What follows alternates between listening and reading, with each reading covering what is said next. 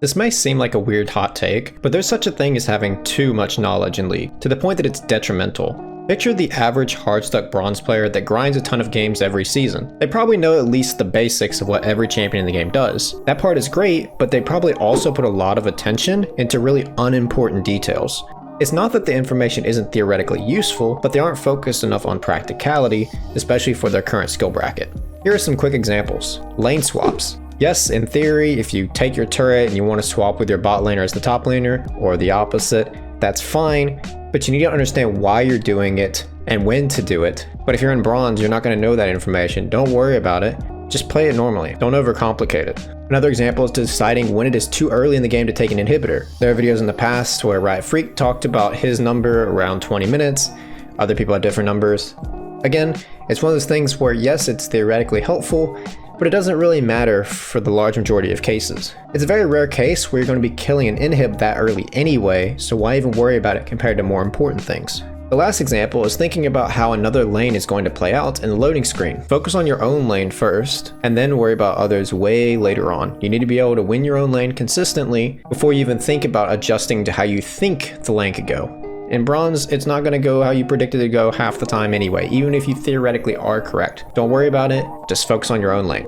Many people are drawn to learning a ton of information at once. There's a lot of reasons why it's appealing. It's exciting learning about new concepts, especially if you see a ton of value in learning them. There's absolutely nothing wrong with that in isolation. You learn something new, like how to use a level advantage effectively as a laner, started building the habit consciously, and maybe even started to see some positive results from it. But the problem comes from when the cycle continues for too long without having room for proper habit building to catch up. You started building the habit consciously, but if you don't give it enough time and you go on to the next thing, you won't have the time required to get to where the first habit is subconscious. The subconscious level is where you've truly gotten a concept down. You don't have to think about it, you just do it. This allows you to use more of your mental resources on other tasks, allow you to get better slowly. Another reason is because a lot of people, myself included, get caught up in the grind, trying to speed up the process too much instead of jumping from one concept to another like in the previous diagram. This is when you intentionally try to take on many concepts at once, you have a list of things that you want to improve on, and you try to force it to happen at the same time. People that have this problem often say that they'll be able to do it when they're fully focused. They just need to focus up. If you need to be 100% fully focused in order to implement what you're trying to improve on,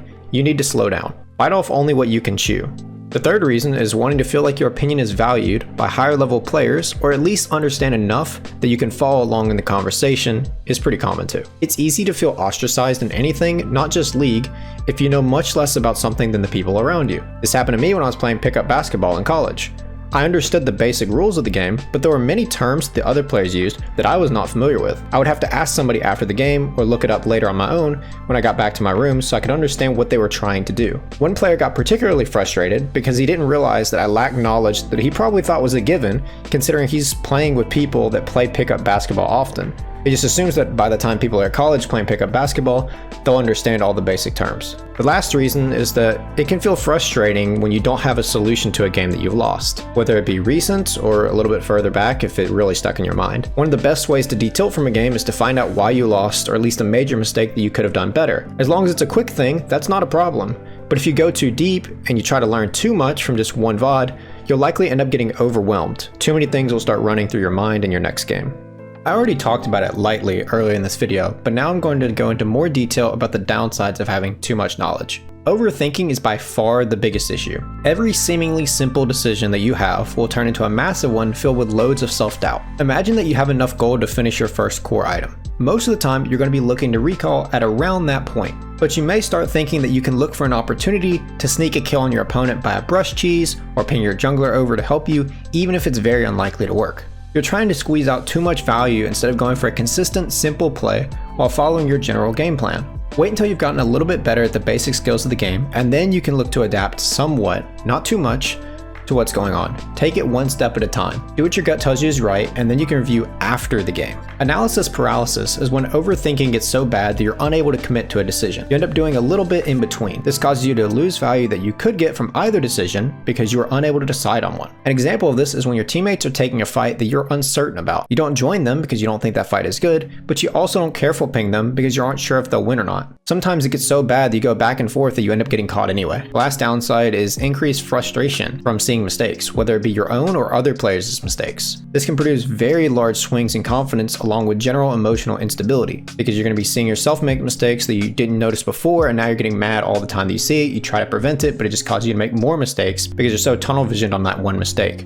If you combine this with working on your map awareness and your camera control, it becomes really difficult to manage, because then you're seeing your teammates' mistakes way more often than you normally would. Of course, eventually you do want to get to the point to where you see what your teammates are doing so that you can adapt accordingly, but as I said before, do it slowly, don't go all at once. So what causes information overload? It's going to change from person to person, but a very common reason is too many cooks in the kitchen, which can be caused by getting feedback from multiple friends, coaches, online resources, whatever it may be, and the feedback tends to contradict each other, or at least they're too complex to really mesh well. You could also get information overload from watching videos that are too long or too packed with information about concepts that you want to implement. Examples of this are ViGarV2 or BIDØ coaching sessions. Now don't get me wrong, I'm not saying they're bad coaches. However, the sessions are tailored for that student's needs, as they should be, because they're coaching sessions that they're paying for, and they understand that the coaching is a short-term thing.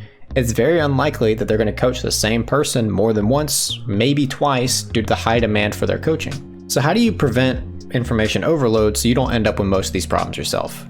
Try to stick to 1 or 2 things that you want to work on. Learning from others is okay, but be willing to push some things back until later in your climb. This applies regardless of your skill level. There's always going to be a limit on how many concepts you can implement at once, and each skill is going to have a prerequisite. The less concepts that you're trying to learn, the faster it's going to be that you can implement it.